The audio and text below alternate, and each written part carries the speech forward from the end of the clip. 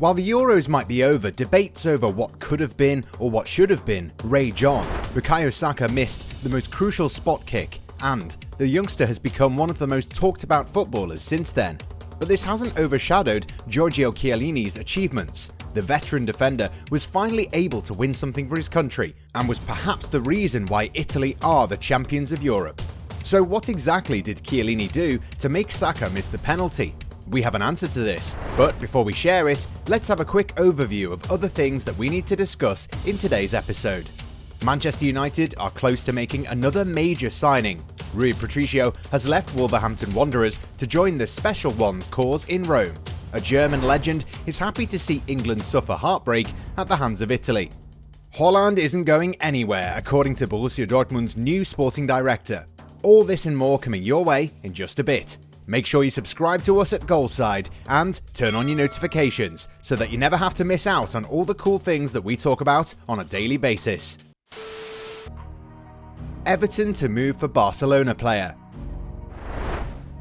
Everton looking to sign a player from Barcelona should no longer be considered a surprising event. In recent years, the Toffees have raided the Catalan club for many of its fringe players, such as Andre Gomes, Yerry Mina and Luca Digne. And now with Rafa Benitez in charge, the Merseysiders are eyeing a move for France international Clément Lenglet, who's come in for a lot of criticism from the club's fans due to his error-prone displays at the back.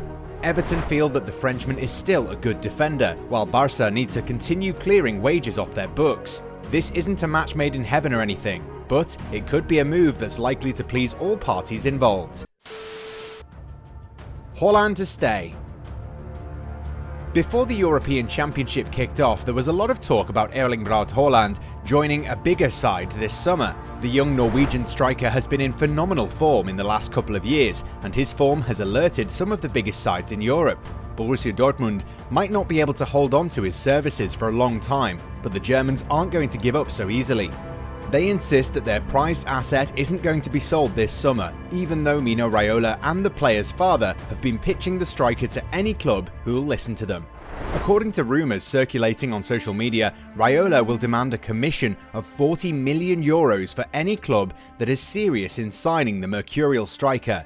However, whatever's supposed to happen might not happen this summer. Dortmund's head of first-team football, Sebastian Kehl, says that Haaland will not be sold and is in the team's plans for the upcoming season. There is nothing new on this matter. He is in our plans. Erling will return this week and he'll be very hungry. He wants to play football, he feels comfortable with us, and he will be eager to score many goals.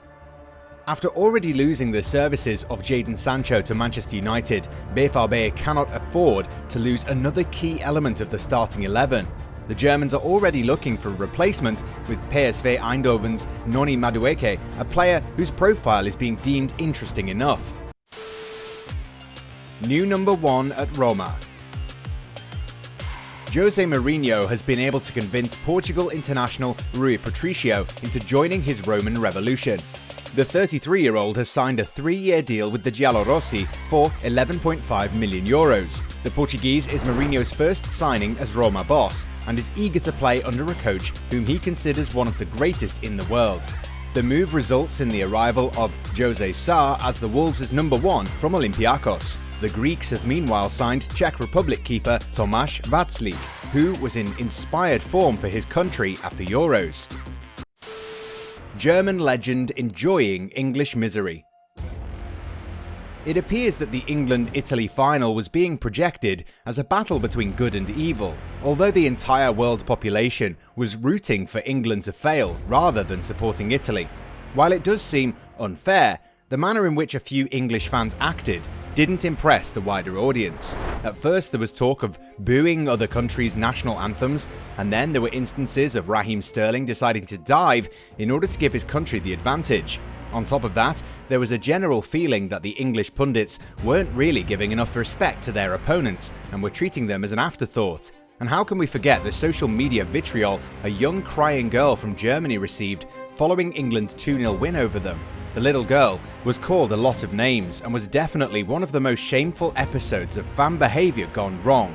England lost to Italy in heartbreaking fashion, and German legend Lothar Matthäus had no sympathy for the team or the country and said that they deserved the trauma.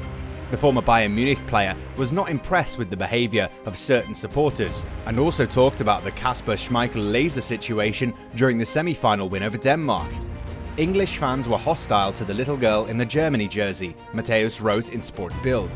They were whistling the opposing national anthems. Denmark's goalkeeper Kasper Schmeichel was blinded with a laser during a penalty that Raheem Sterling dived to get in the semi-finals. Add to that the racist hostility towards their own players after the final.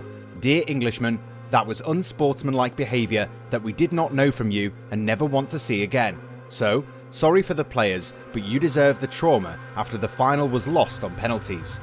We can only hope that this minority of English fans whose decadent actions end up generalising the law-abiding and decent fans learn their lesson and start acting more maturely and show some compassion. Such instances will only further damage England's credibility in front of the world, and will also impact any future bids to hosting mega sporting events.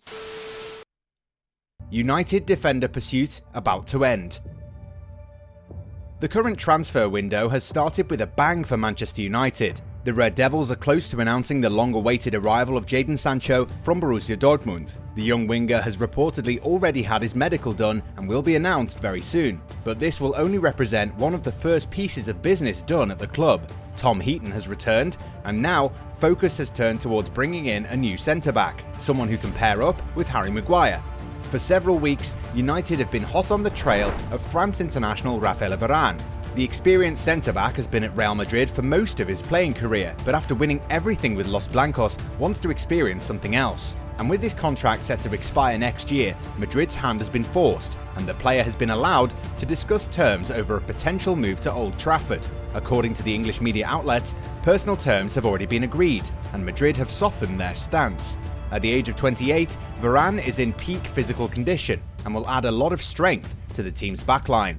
Ole Gunnar Solskjaer is definitely not convinced with the qualities of Victor Lindelöf and Eric Bailly to form a partnership with Maguire, so bringing in Varane would perhaps aid the team's cause as they seek to mount a title assault next season. How Chiellini tricked Saka. Giorgio Chiellini was at the heart of everything for Italy in their triumphant Euro 2020 run.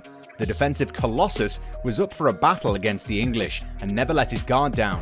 One of the most interesting and perhaps crucial moments of the game arrived in the latter stages of the second half of extra time.